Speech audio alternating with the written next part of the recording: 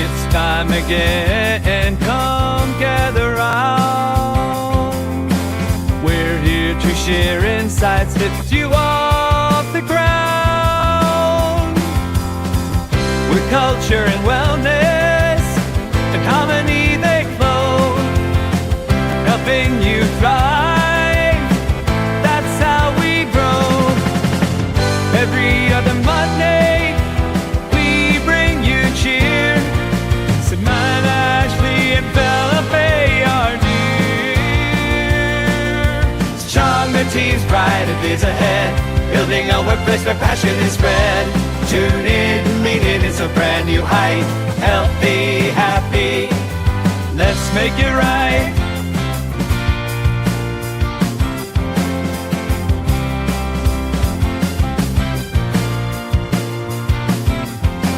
Mental clarity, physical strength, so true.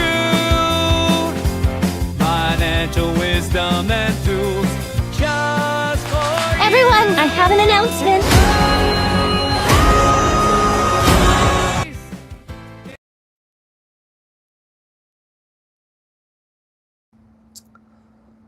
Well, hello, everyone. Welcome back to another Workplace Wellness Hour. I'm here with my amazing partner here, Shmana Jetty, and we are here excited to talk to you all. It's great to see some of you already in the audience. Great to see Nick, the gifted bipolar writer, Noni, Pepperoni. It's great to see you as always. And Christy, one a great supporter, and Peter, your Instagram, you're just nailing it. You're just like, you're gonna be like in superhero shape. Like, I can't wait to see you in the next Marvel movie. And Jay, speaking of Marvel, how are you, my friend? I hope you had a great, happy May the 4th be with you. And Kenny, my friend, how are you? It's great to see you. It's always nice to see you. So thank you all for joining us. We're going to be talking about, this important topic about mental health, because it is Mental Health Awareness Month. And you know that Simone and I are always very passionate about overall wellness. But today we're going to talk about support, strength, and strategies to really figure out how can you best support without overstepping. I don't know if any of you all can resonate with overstepping. Maybe some of the males that might have a partner that maybe you've heard the phrase, I don't need you to fix it, I just need you to listen. Sometimes that example of support, so we'll dive into that. But before we get into it, great to see Meryl down there and Aaron. Thank you for joining us. But I want to hand it over to my wonderfully intelligent, beautiful, wonderful partner here in crime, Shmana Jetty, and say hello to you. How are you, my friend?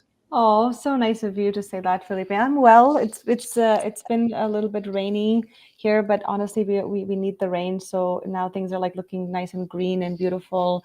I'm just happy to be here with you and with everybody who joins our show and talk about this really important topic. May is that time of the month where I think a lot of us go through just general stress. And since we know May is Mental Health Month, I'm kind of excited to talk about like the different support systems that we need, especially as leaders, as peers, as colleagues, and even us. You and I have been doing this for so long. It's just something I feel like every May. I would like this to be on our calendar for every May, that we talk about mental health at work.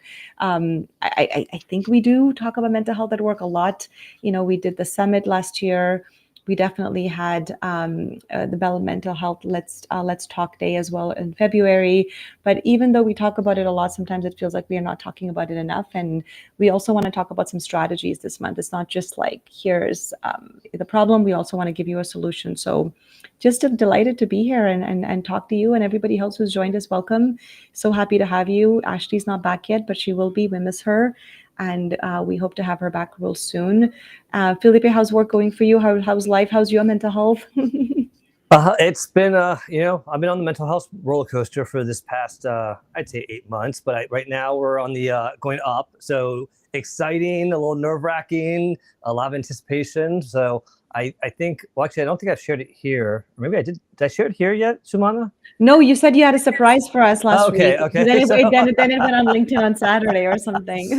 So if any of you seen my insane LinkedIn posts about something I'm very proud of, my wonderful daughter got engaged to an amazing man who we are so happy to have as part of the family. And happy for her to be part of his family. So check out the post if you want to see it out. So that's been obviously very overwhelming time for us right now. But like you said, May's a busy month for people in general. I mean, okay, my daughter got engaged. You might have weddings. I know there's a lot of weddings in May happening, but also graduations. My son's graduating in 2 weeks, so we have that going on. We have my daughter just had a birthday, which was when she got engaged, and then my mother's birthday is in 2 weeks. And so we've got just a lot crammed in, like every weekend. Oh, and then Mother's Day, don't forget, was this past weekend. Happy Mother's Day to all the mothers out there. So yeah, it's been busy, but good busy. And as far as work at PRB, it's been, when you have, we always said during the pandemic, you saw leaders that rose to the occasion, right? Well, right now, with all the people and all the nonprofits and everyone that was working with projects that required funding, especially if it was any government funding, are definitely revisiting their strategies. I have never been prouder to work with a team that, instead of being frozen by fear or paralyzed by overanalyzation, they've taken the bull by the horns, and it's amazing how we are all just tapping in all the things that we wish we could do, like tap into each other's strengths, lean on each other, support each other, come up with unique ideas and share them. It's actually happening, and it's so exciting to be a part of that. Even though there's still uncertainty, I feel like I'm with the right people to get through this. So it's exciting in that sense. So that's what's going on in my world right now. And it's so great to see so many people in the chat here. Sandra, so great to see you as always. And Stephen, thank you for joining us. It's always wonderful to see you. And who else did I see pop in here? There's somebody else that popped in here. I thought, oh, Gerardo, great to see you. And I thought Jeremy jumped in. A bunch of people jumped in. So it's great to see you all. Thank you all. Do me a favor. Let us know where you're watching from. City, state, country. We want to make sure we know what our audience is coming from. And let us know if you're watching Team Live or Team Replay in the chat. And then also do us a favor. Mental health is important. This topic, we'll invite you all up around the 20, 30-minute mark and have you join the conversation. And I'll put the link in the chat. But repost it to your network. All those wonderful people that you are connected with that maybe we are not connected with, let them know that's going on live so that they can possibly join the conversation or just listen in and hopefully get something out of it. Because at the end of the day, Simona, one thing that I will say that I've seen you do specifically, and I hope that we're doing this here, is that hopefully we're helping normalizing the conversation around mental wellness. Mental wellness. Sometimes it does feel like that. Sometimes it does feel like a hellness. Let me tell you. Yes, go for how effective are we going from mental wellness to mental wellness? There you go. And so I think it's one of those things where you've been so impactful in helping people reach that psychological safe space to be able to share. And I think that we are normalizing. And let us know in the chat if you think that these conversations like here that you're experiencing today help normalize it outside of this space, because that's the ultimate goal. It's great that we create the space, but we're hoping that ripple effect is that it helps it outside of the space. So Simona, before we forget, let's do some introductions and then dive into the topic. And I'll hand it over to you, my friend. Oh, yeah, no, thank you so much. My name is Simona Jetty. I am the founder and CEO of Jetty Wellness. We provide evidence-based and solutions to workplaces. I'm very passionate about health and research and data, and a lot of the consulting and learning and educational workshops and programs and coaching that we provide now primarily seems to be large universities, which I'm really grateful for, but we've also supported financial institutions, and my brain's a little foggy today, financial institutions as well. But yeah, that's what I do. That's what I do for a living. I make a lot of content on LinkedIn. I also teach, and I'm also on Instagram mostly now. TikTok is starting to get a little bit too much for me, so I might be just taking a bit of a break from that platform. But LinkedIn is where I spend a lot of my time, as well as Instagram. And we've been doing Workplace Wellness Hour for almost 3 years now. So just happy to be here with Felipe. Over to you to introduce yourself. Thank you. And it's so great to have you here. And for those of you who have not had the pleasure of meeting, my name is Felipe Cofino. I'm a very passionate HR executive, career coach, and a LinkedIn enthusiast, recently named LinkedIn Top Voice, which I don't take lightly. It makes me want to make sure that I double check everything that I share to make sure that what I'm sharing is right, accurate, and valuable and relevant.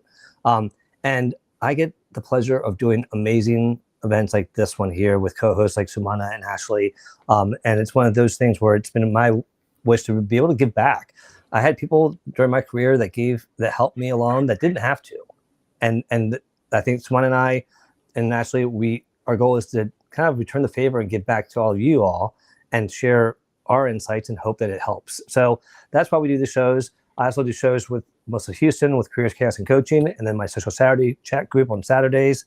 So check out my page, and you can see a lot of different content. But you'll definitely see the nexus of all of it is workplace, whether it's careers, wellness, mental wellness, physical wellness, financial wellness. It's important to all of us. So, and I just want to say thank you to everyone. Aaron Gibson, you are just Aaron. Let us know. Are you still traveling across the country? Because every time I look at your page or your post, you're in a different state. You're with a different person in real life. So that's a great thing about this community is to meet people in real life. I love it. So it's great seeing all of y'all here.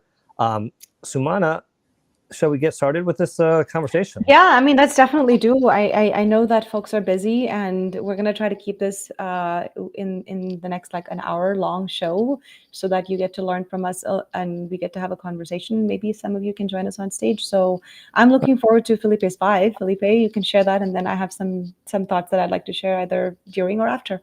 All right, let's go. So Felipe's 5. So we are going. I posted Felipe's 5 actually earlier today. And so Swan and I don't want to spend too much time talking about every single point. We want to get you all up here and really have a discussion with all of you all. So this is going to be fairly quick.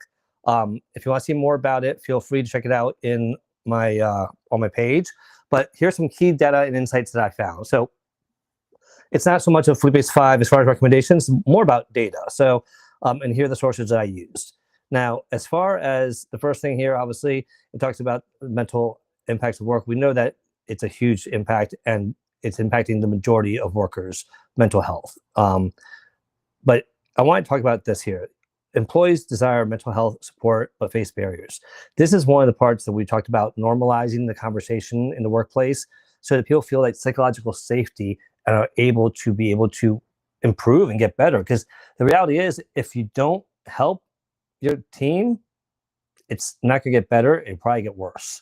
So it's beneficial, but also the right thing to do, especially if you're a leader. That is part of your responsibility. The other one here is chronic conditions are prevalent and often unaddressed at work. More than half of the U.S. employees, and this is the U.S. data, you all. So when I want to do a U.S. Canada compromise or comparison, my fear is, the reality is that Canada is going to look a lot healthier than the U.S., but it will still be good, valuable data to see. Because we want to learn how to improve.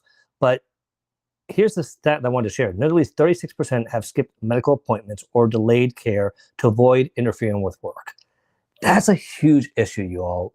In the workplace, I can tell you right now, every one of my leaders I think of right now that were strong in business and also in leadership never, ever made it an issue when we had to take care of a personal thing with an appointment for ourselves or for a child or loved one. That right there tells you that they understand the importance of that and how it impacts us, and they want our best version of us at work, so they're going to let us take care of that so that it's not weighing on us. Because the reality is, if you skip something, it's weighing on you, and you're, well, when's the next appointment available? How long is it going to take?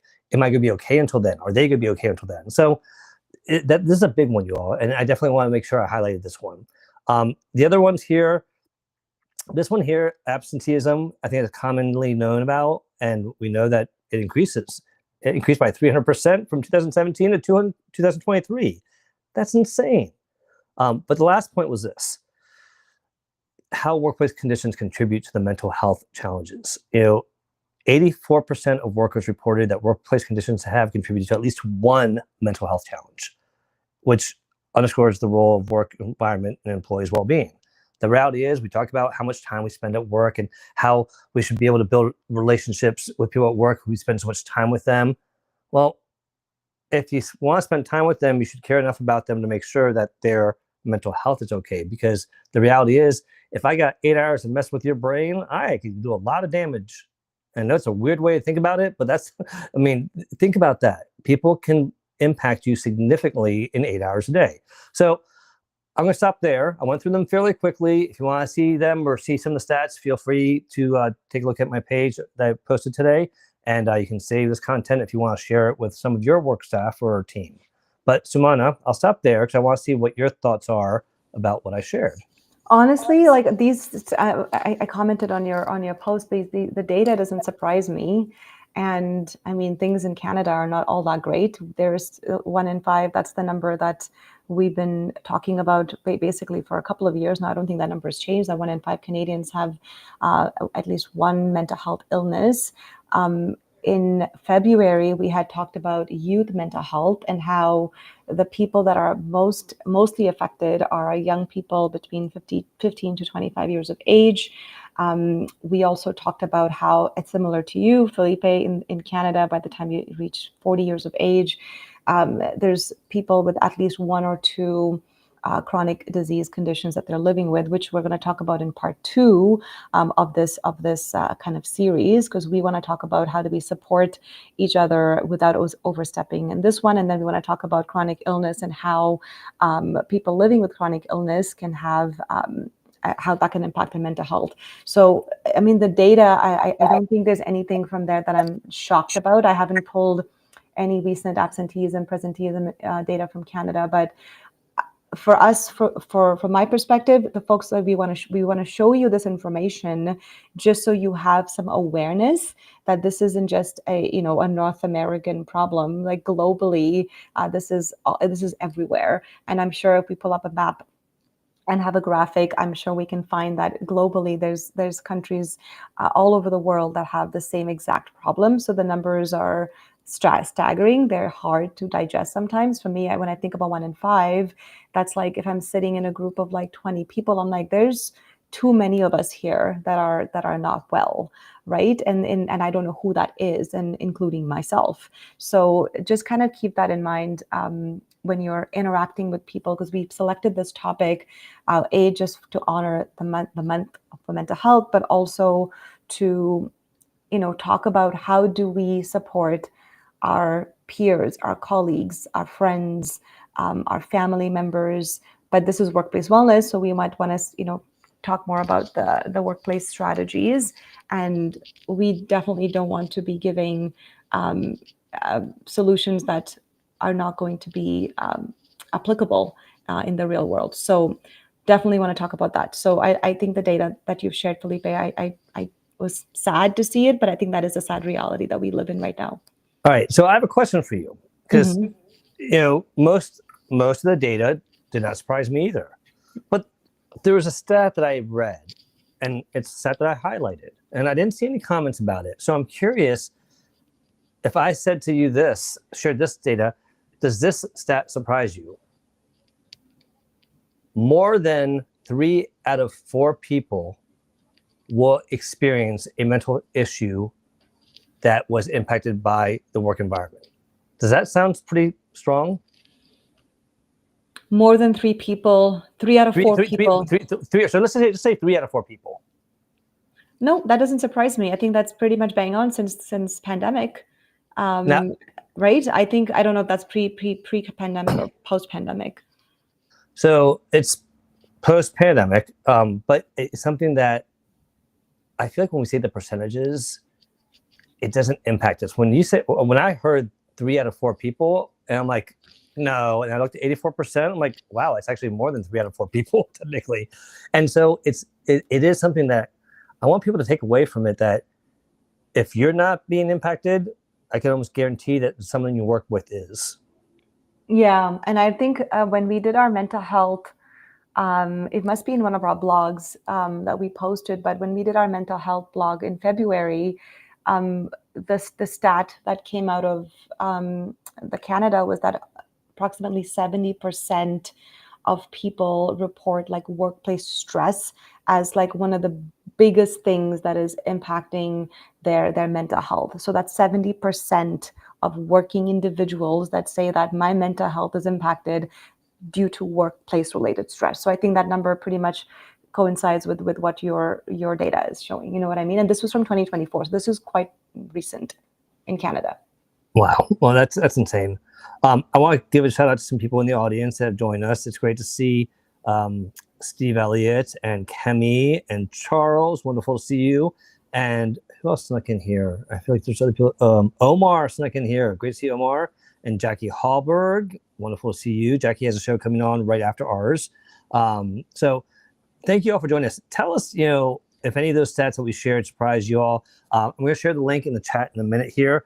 But one thing I wanted to share is, I have a very close relative, and it's not something I'm going to post about, but, I've shared in my family that I have people that struggle with mental health issues as well as my own journeys, and some have been because of things like bipolar, or it might be something like dealing with alcoholism. And I have a relative, a very close relative, I'm not going to identify what kind of relative they are, that celebrated their 5-year sobriety this past Saturday. And their daughters surprised her with a brunch. We all were there together. It was night, and it was one of those things where you could see her feel so good about, okay, I'm being recognized about how hard it's been without having to share like how hard. They understand how hard it's been, and she loved that. And it's one of those things where alcoholism is a disease, it affects your mental health. And I just want to encourage people that if you're dealing with it yourself, or you have someone, get the help, find the community to help you through it. Because the reality is, if you're dealing with somebody in your life that is going through something like this, and you're just like, they're not the person I used to know, they probably need help. And it takes a strong loved one or friend to be that support. But that support sometimes might be giving that tough love to seek out that help or find the community to help them. So I just wanted to share that, because with mental health, I'm so proud of my relative that has done this. And I think it's important for us not to give up. Keep our boundaries, though. If they're causing you mental stress yourself, you got to set boundaries to protect yourself. But when they get that help, be there for them. Thoughts? Yeah, I definitely think that, we, and this is one of the conversations that I wanted to talk about today specifically, is like, how do we create that community? I've been reflecting a lot to Felipe on like how much of a blessing it was for me to go to the office and have that real nice, stable kind of space where, people went to the office and you had your community and they helped you, and they realized that some days you might be off and maybe you just need a bottle of water, or maybe you need a Kit Kat bar or something like that. I've had people leave me notes on my desk. So my post this past week was about really just reflecting on why that sense of community and reaching out to people. You may not notice, and I talk about this in my burnout space as well, you may not notice that the person, they could look perfectly normal, they could come to work and do their job 100%, and they're perfectly normal, but their behavior, their small micro behaviors that they could be bringing to the office, which is very easy to ignore if you are not paying attention to those small little things, right? Whether it's substance use, or whether it's someone who's struggling with sleep and they show up to work late, and they're consistently showing up to work late. And this is not a behavior that you've ever seen from this employee. But when they do show up to work, they look normal and they're like, oh, this person's normal. This is the conversation I want to have, is like, how do we now identify those micro behaviors, and how do we, step in and support them? Now, what I want folks to know here is, I don't want you to try to fix people. Mental health isn't about, well, I want to go, my job as a boss is to go and make sure that I want everyone to be fixed. Talking about it is not fixing. Talking about it is talking about it. It's just awareness. After awareness comes, like, how do we now apply this to our kind of teams? And especially if you're a manager or a leader, and if you see that your team members are struggling, give them resources. You want to have those conversations in a very empathetic and meaningful way, where you could say to them like, hey, I noticed that you're coming to work a little late. Is there something that I can do to help you? Is it a workload issue? Is it a travel issue? Like, what can I do? I noticed it. Saying something so simple as like, I noticed this, and I want to discuss with you the resources that we have available for you, or the resources that you may not even know that we have available here. So that one-on-one should go beyond just you saying, hey, Sumana, like, are you okay? Like that, maybe that's not the right way to approach, because you're not fixing anything, but but I'm not expecting you to fix anything. I'm just expecting you to show up and maybe just listen. I don't really want you to do anything for me. And maybe I just want you to say like, hey, maybe you need a couple of days off, for example, or as a leader, if you can say, and Felipe is so good at this, but as a leader, if you can say, I've been through something very similar, and I used to come to the office really late for many days and many weeks, and just like using storytelling and just your real world experience to have these conversations. When I say, how do we show up to your team members without overstepping, this is what I mean. How do I give them support and community? This is what I mean. So we need to learn this, Felipe. I think I would love to hear from you. How can we learn to be in a space where we can really just get out of the mental health, like let's just talk about mental health, to like, how do I now apply mental health in the workplace? I think that's what I would like to talk about a little bit more. Well, I'm happy to talk about that. And I put the link in the comments here, y'all. So feel free to join us up here on stage and share your thoughts. Want to shout out to Chasen. Great to see you. Another amazing human being that does amazing work out there if you're not following him. Marcia Lee, our first, I feel like she's our first friend of the Workplace Wellness Hour is here. And it's just great to see all of you all. Oh, and Annette, thank you for joining us as well. So it's great to see all of you all chatting with each other. This is the community that we love, and it does help your mental health, having this community. But to your question, Sumana, in the workplace, I've shared my story in the past, but I'll give you the 30-second version here because it's what motivated me to make this a priority. Was I went to get an eye checkout because I wanted to get wellness points for a company that I really hated working for, but had a good benefits, right? And so when I went to get my eye checked, found out that I was going to go blind in my eye if I didn't go to the optometrist right away because my retina was detaching. Now, that visit saved my eye. It was because of work that my eye was detaching because of stress. So you can't give them too much credit because they're the ones that caused it. It's kind of like, oh, let me give you this. It's going to make you sick, but I have the cure if you want it, but here's the reason is it woke me up to realize how stress at work can impact you and your mental health. And the thing that I realized was, one, having a good program that motivates people. And unfortunately, the biggest motivator I've found has been money. So incentivize them to participate and they'll learn the value of it as they go along. But the thing that worked the best out of everything that we did, more than any, and that has had a ripple effect that we did not expect, was when leadership, not everyone, but and here I want to make sure that we respected people's boundaries. Leaders that felt comfortable sharing their stories of how they've managed through a mental health challenge. Now, I started off doing this and I was like, I'm going to go first, but I want to see if any of you all will do it in the future staff meetings because I think it's important for us to talk about this. And my children and my niece are the ones that convinced me to do it. When I shared that story that I just told you all about, and then shared how it turned into, well, not actually that story, but I also shared about the story about how I got anxiety from a car accident 15 years prior, and how I had to manage anxiety and how scary it was. That letting myself be transparent and vulnerable opened other people to start being transparent and vulnerable. Once they saw that it was safe for me to say it, they felt safer, at least around me. And then when other people shared, they felt safe around them. And all of a sudden, it rippled effect and people started talking. It became a normal part of the conversation of checking in on somebody.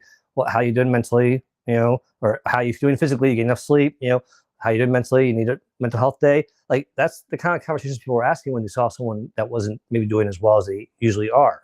But the ripple effect that we did not expect was the pandemic, because all that happened pre-pandemic.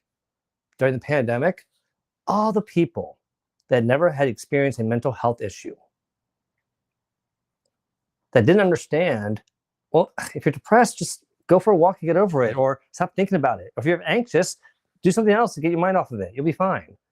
They didn't understand how it can paralyze you and take you over sometimes. These horrible things that our mind can do to us. But a lot of people found out during the pandemic. A lot of people had depression, anxiety. Guess what happened?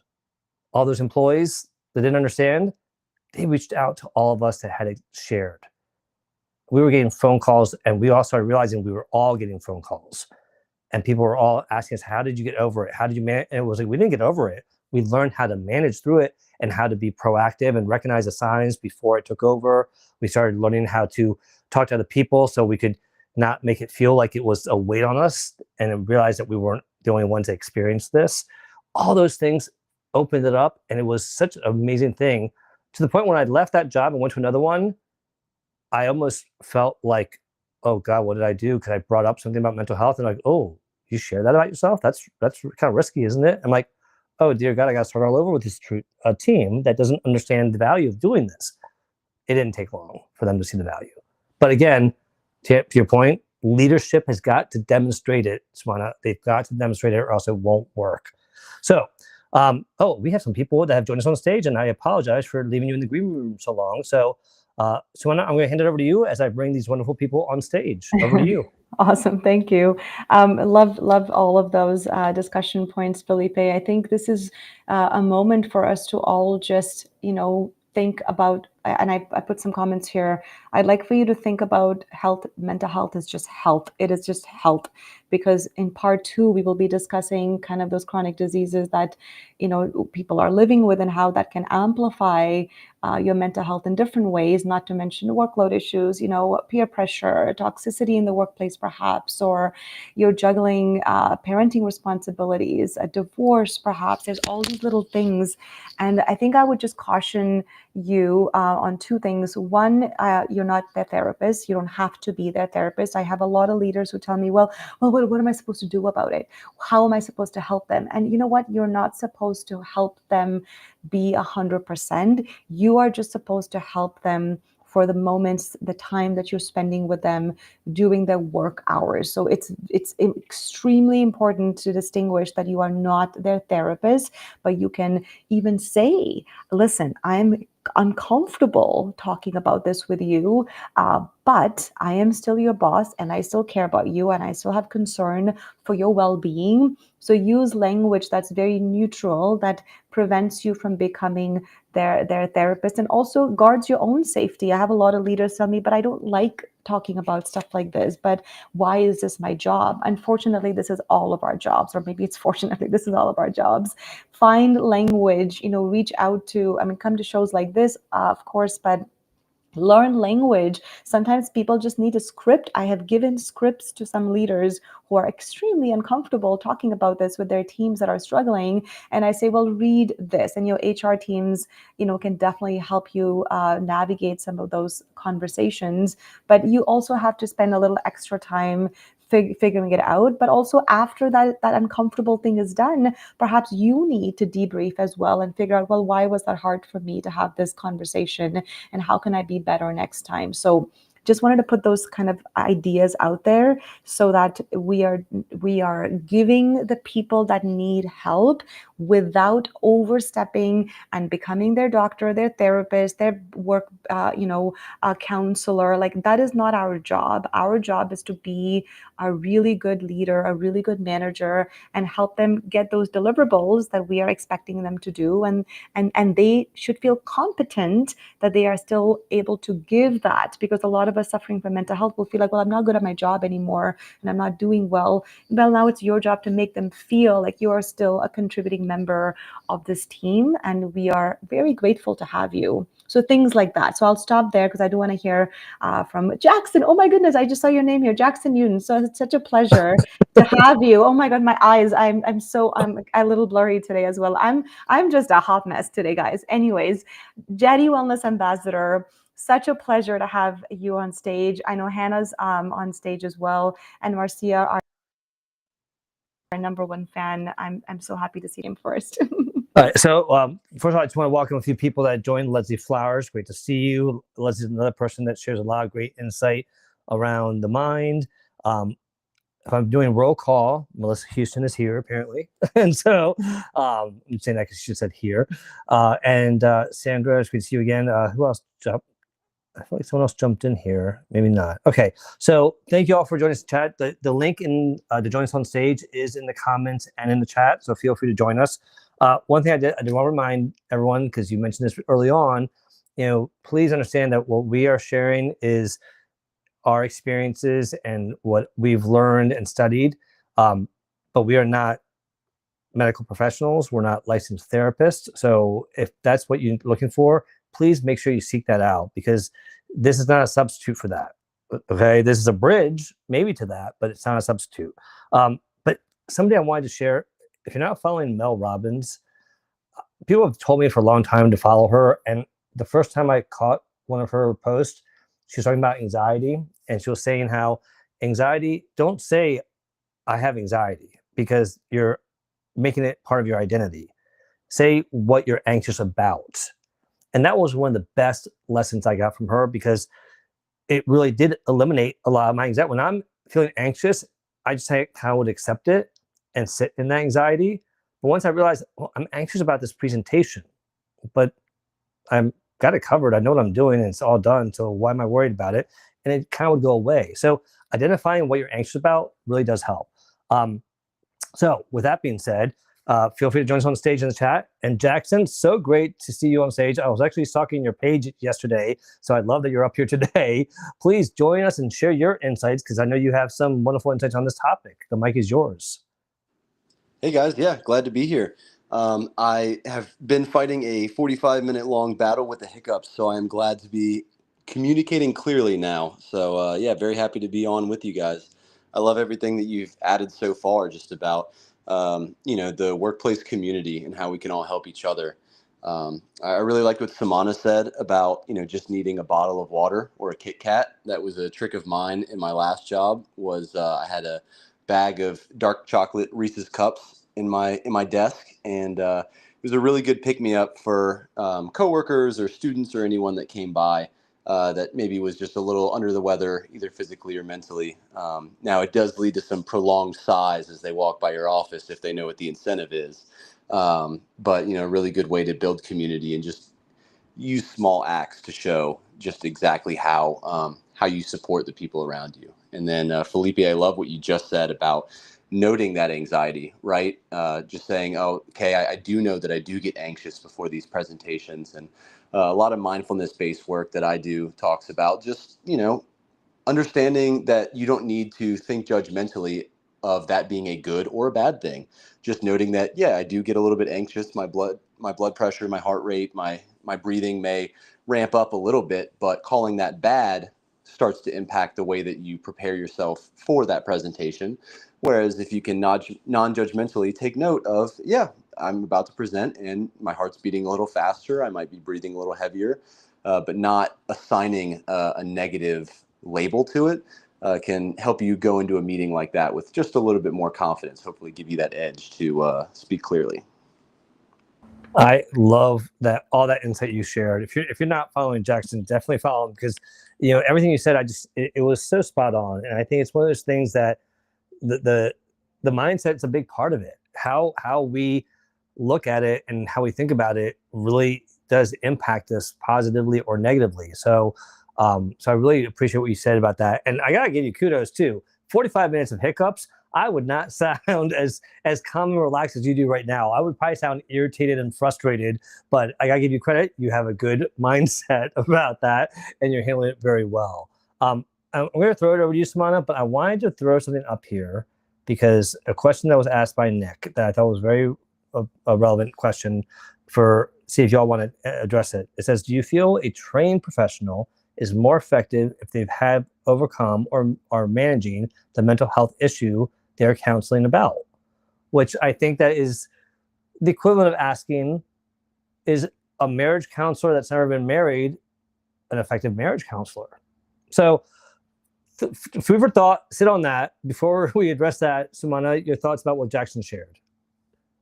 I'm very curious, Jackson, what you did. What was your trick for the hiccup? I mean, that's my first question. So a lot of mental games and some breath holding in between. So if I missed out on any key points of this call, it's because I was on the edge of consciousness, holding my breath, trying to get rid of these hiccups. You know what? That's a tip I know that works, is holding your breath. So thank you for sharing that. But we want you to be alive. So please breathe. And thank you for coming up on stage. I love listening to you. I just wanted to comment just really quickly because I want to listen to the other folks that are here. But you know, the non-judgmental piece that you shared, I think a lot of us in leadership positions, we're learning how to be non-judgmental. So I always say that if, for example, when I was showing up to the office late and because I wasn't sleeping and all that stuff, and you know, I appreciated that my boss at the time knew and wasn't judging me and saying, hey, Sumana's lazy, because Sumana's not lazy. Sumana's never been lazy. So if I had a boss that said, hey, she's lazy, that's why she's not coming to the office, that would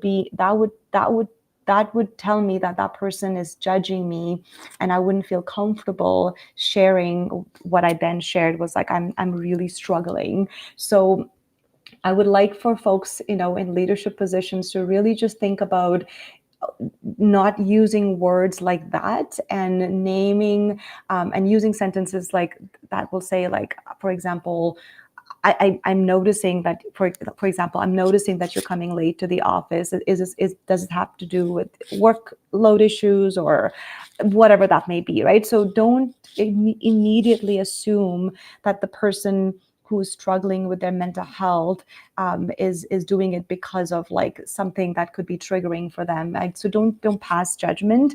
Get to know them first. I think I just wanted to dig a little bit deeper about that. So how do we choose that compassion, and how do we just say, like, you know, I want to rephrase this, and think about it. Take a few minutes, because if you're uncomfortable, you may want to just be like, how do I phrase this better so that I'm not coming across judgmental? Because we all do it, folks. We all do it, and it's unintentional sometimes. But it's about just taking a pause and asking, like, this is unusual behavior from my star employee. So I really should check in on them and use the right language, because words matter. How you ask them, how you speak with them really matter, especially if they're already highly anxious and struggling with all different things. So Jackson, thank you so much for that.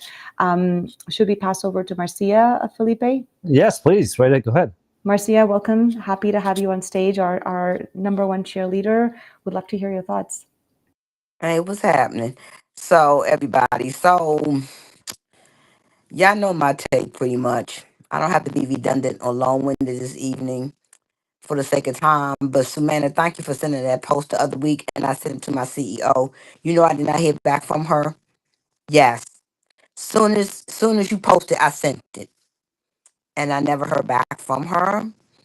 But you know what? I'm at the point now, Samantha, because I think you kind of know me pretty well now. I pretty much Mm-hmm. have checked out. Because you know what? I'm tired of sounding like a broken record. And one of the gentlemen in the chat got his folks to take the the adult mental health first aid. I actually took it in November, be certified. And I have been suggested for almost 2 years that our leadership, that our staff take it, because we have front facing positions.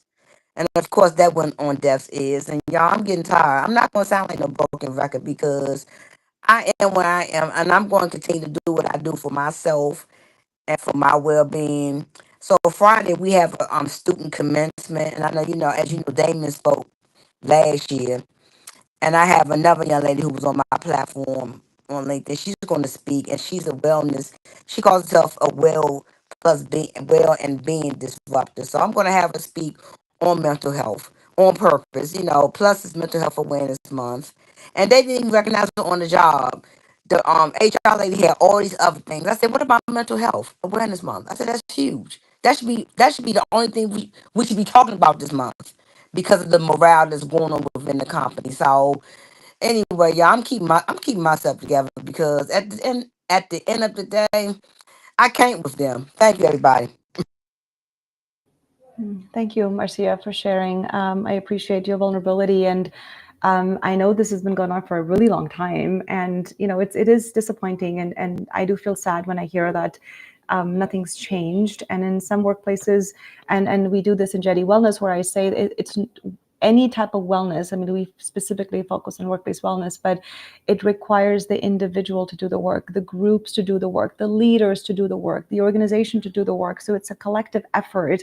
But the individual, for example, you, Marcia, you can continue to do the work that you're doing, and you are on LinkedIn and other spaces, continue to, speak up on the areas that you're, and I really appreciate that you do share these posts with your CEO that I write. So thank you for that as well. But without those group and leaders and the organizational policies and culture changing, the individual cannot do much. So, I can see the frustration that you're feeling. My only advice would be, I know you're disconnected, and I think sometimes disconnection is required. I think we need to disconnect sometimes to just gather our thoughts and focus. But other times, disconnection is just reminding us, like, why am I doing this job? Like, what is important for me? What is my purpose?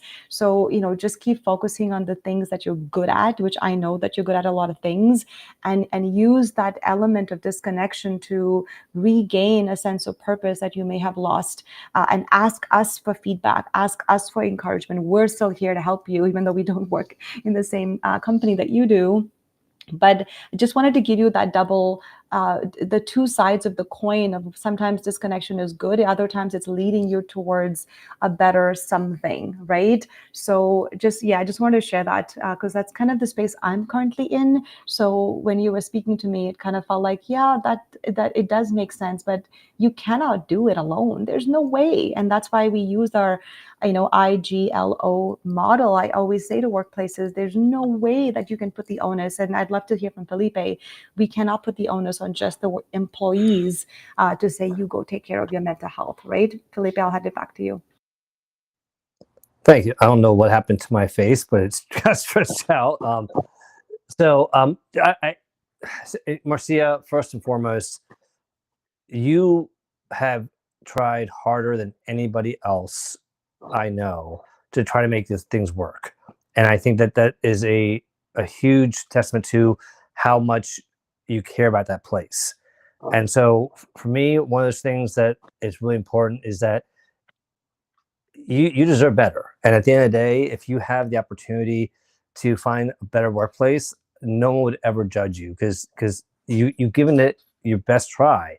I hope people start listening to you, because if they did, your ideas and suggestions that you tried over the years would only make that place better. And it just sounds like you're experiencing what we've talked about. What actually started off this whole series of the Workplace Wellness Hour was our series about quiet quitting, and how a toxic or poor workplace that doesn't listen to their staff could cause their team and their employees to start quietly quit, which means they're not going to try to go above and beyond anymore. They're going to go in there, do their job, and leave. And that's all you can get out of them. But when you have people that realize there's trust, transparency, communication, and people actually care them like a human being, they're willing to work harder for you and try to make the place better. So again, I give you credit. Now, I wanted to talk about the judgment thing, because I think judgment is a real fear, and I think that we all experience it. But your point earlier about the absentees or being tardy to work, Sumana,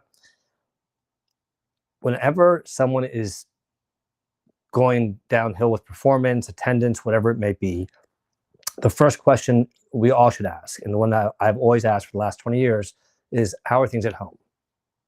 Now everyone is obligated to share that, but I want to make sure that I give them that opportunity, because if they are dealing with something, it's going to change my mindset.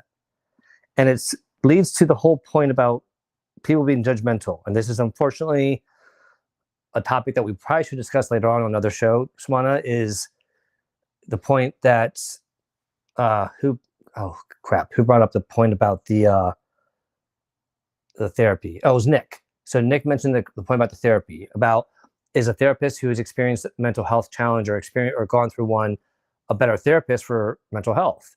And I equated that to, is a marriage counselor who's been married before a better marriage counselor?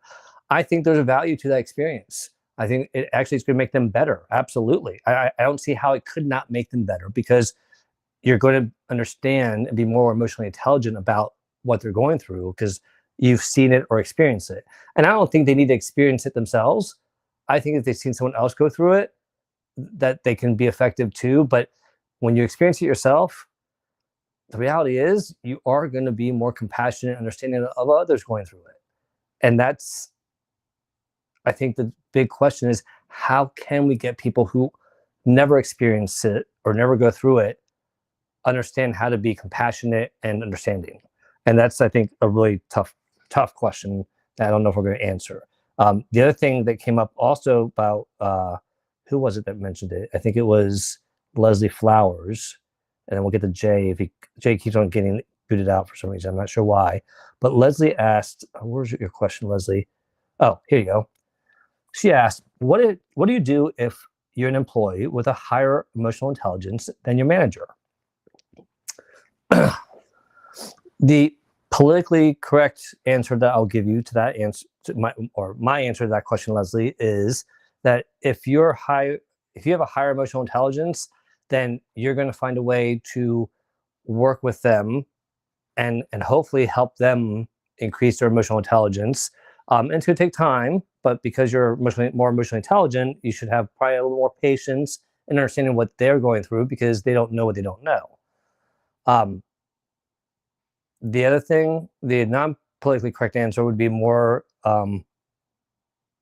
you got to deal with them because they're being stubborn and they're being annoying and they're not, they don't want to understand other people. But if you can help them understand by getting through them on their communication style, that's what worked for me in the past. And what I mean by that is me just sharing my thoughts and ideas with them doesn't work. Well, then let someone else do it. Or what I did was I found articles about people that the person respected that were sharing the insight that I was trying to share. And when they read those articles, they got it. So it's about trying something differently. Like we all said, if we keep on trying to get someone to understand something and we feel like we're hitting a brick wall, try going around the wall, try going over it, under it, change your approach, because what you're doing is not working and it's going to cause you more mental anguish at the end.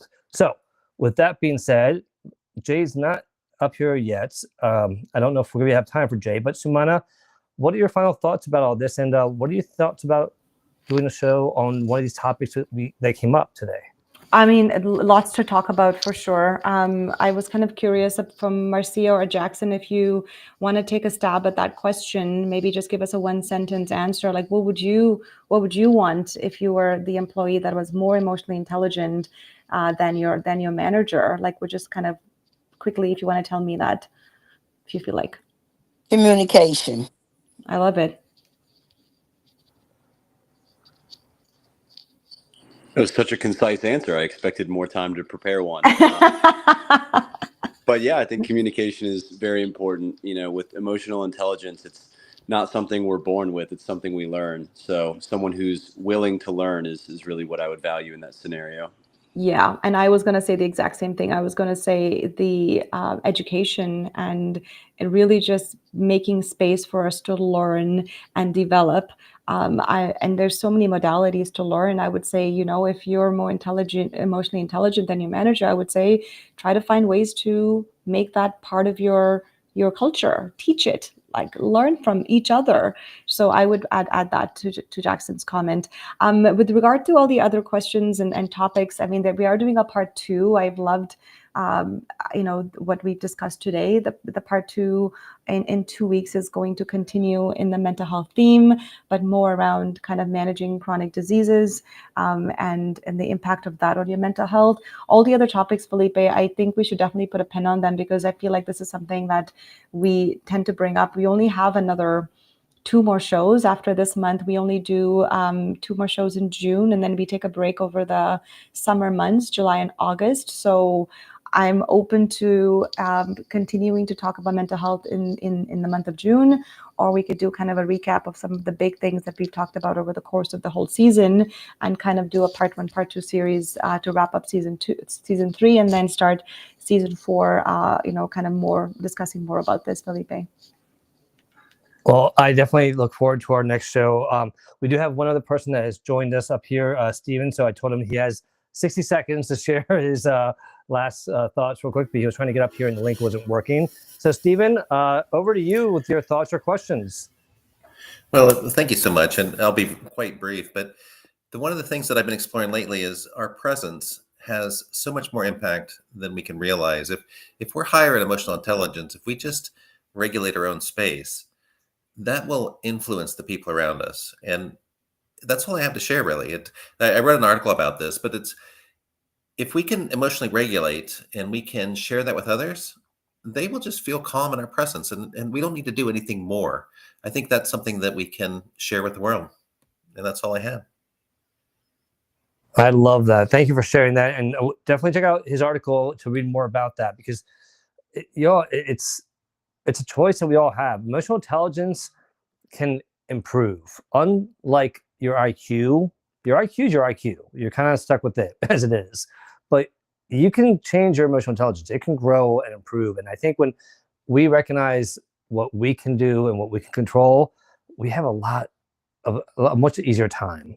And I really love all the comments that are in here. Nick, I have a lot to say about your comment, but we don't have time for me to share it here. So I might send you a message about that. But at the end of the day, compassion, emotional intelligence is a requirement at any place that I work at. I put it in the job descriptions. And if they're going to be a leader, you must have the ability to display emotional intelligence in the workplace is written in the job description. And that is something that more and more people are starting to understand the value, because the emotional intelligent leaders, the strong ones that did a great job, are the ones that got us through the pandemic, that are getting us through times of uncertainty. And those are the ones you want to work for. So if you want to ask a good interview question, next time you're in an interview, ask, how would you describe the emotional intelligence of your senior leadership team? And see what they say. Because if they stumble over it, it might be a red flag. But if they're able to talk about it with ease, that's a good sign. So, Swana, any thoughts on Stephen's share before we wrap up? No, nothing much to add. I will read. I am trying to follow you, Stephen. Thank you so much for taking the time to come and share with us. My only final comment I would say before we let everybody go is, this space, we talk a lot. There's a lot of talking, even in my education space when I'm teaching clients. I keep my decks very light in terms of the words that are on there, because I want to listen to them more and I want to talk less. So if there's one takeaway that I can give you about how do I support without overstepping, I will just say learn the art of listening, like really just listening to their tone, to their body language. Listen to them. That's what's going to bring you closer to understanding what people are going through and how you can better help them. So talk less and listen more. That's all I want to say. Thank you. I love that. And, I totally agree. I think when we talk about overstepping, at the very beginning of the show, I mentioned an example of anyone, especially males out there that might have a partner, may have heard the phrase, I don't need you to fix anything. I need you just to listen. Mental health is very similar in that analogy.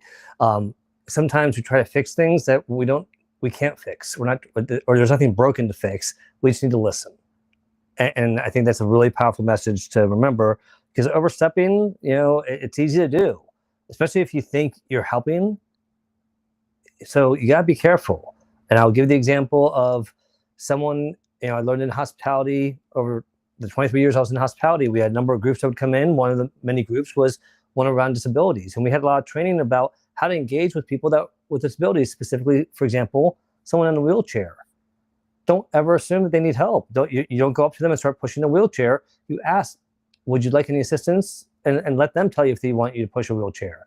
That would be overstepping, me assuming that they need my help to push the wheelchair, or because someone's on crutches, you're going to carry them. Whatever that example might be. That wasn't the best example, that last one. But I want to leave you with this, because I think there's so much. Jay mentioned, where did it go now?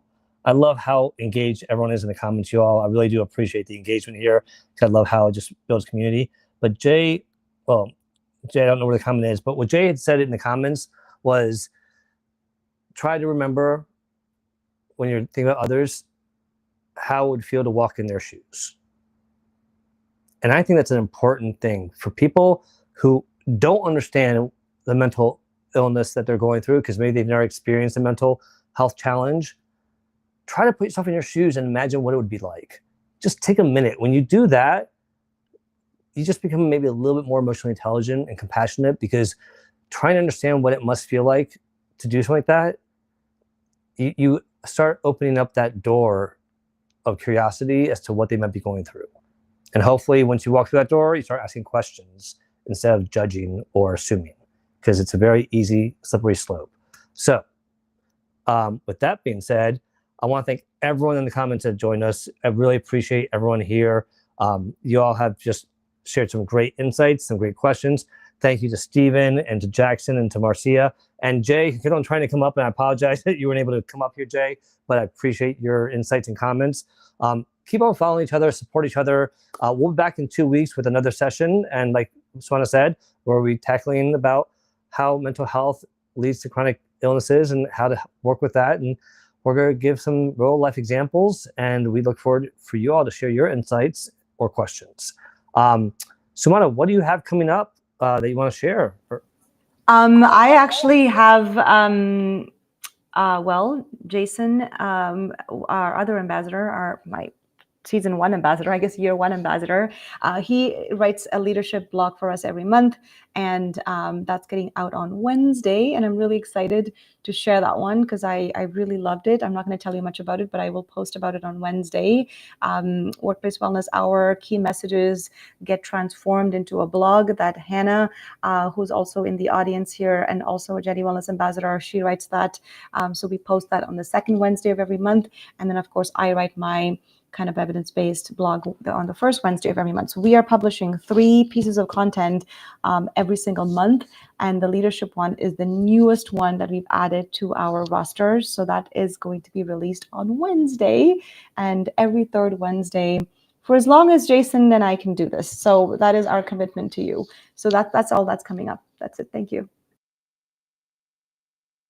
Thank you. And for me, as far as what I have coming up, I have, well, first of all, reminder, if you all need any HR services, career coaching or recruiting services, feel free to reach out to me through Convenient Consulting. But if you're not following me on YouTube, do me a favor and follow my YouTube channel and subscribe to that, because I'm trying to grow that. We do have a wonderful playlist there of all the past workplace wellness shows that complement the wonderful blogs that Jetty Wellness does. And so if you want to see some of the past episodes we've done, go ahead and scan that and subscribe. We'd love to have you follow us there. And some of the other shows that I do are also on there. And as far as what I have coming up, next Saturday, our weekly Social Saturday chat team at 12 noon Eastern. And there is a playlist for that as well on our YouTube. And then on Sunday, I'll have Careers, Chaos, and Coaching with none other than Melissa Houston, my partner in crime there on Sundays. And we'll be talking about some great topics there that are career related. So join us for that. And there is a playlist for all the past episodes of Careers, Chaos, and Coaching. And if you do dig deeper, you might find some old cooking videos that I may have done during COVID that Melissa laughs about because my hair was long. So with that being said, I look forward to seeing all of you all here in 2 weeks. And Sumana, thank you for just being an amazing partner. Ashley is not gone, y'all. She is just taking some personal time to be with family right now, and she'll be back later. But keep on staying strong. Please just continue to be confident in what you know. Be curious about what you don't know. Be grateful for what you have, and be compassionate to yourself. All right? Have a great night. Sumana, thank you again for everything as always. Thank you so much, Felipe. It's such a pleasure. And everyone who joined us, thank you so much. Have a wonderful evening, everyone. Bye. Bye, everyone. Take care.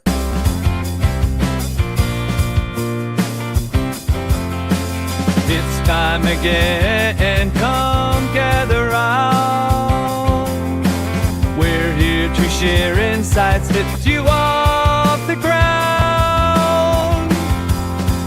With culture and wellness and harmony they flow, helping you thrive, that's how we grow.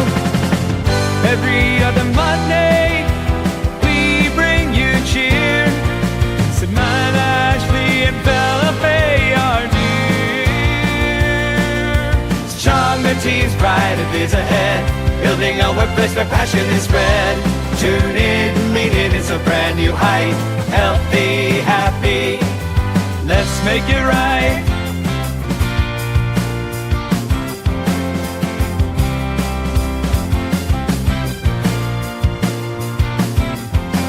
Mental clarity, physical strength, so true.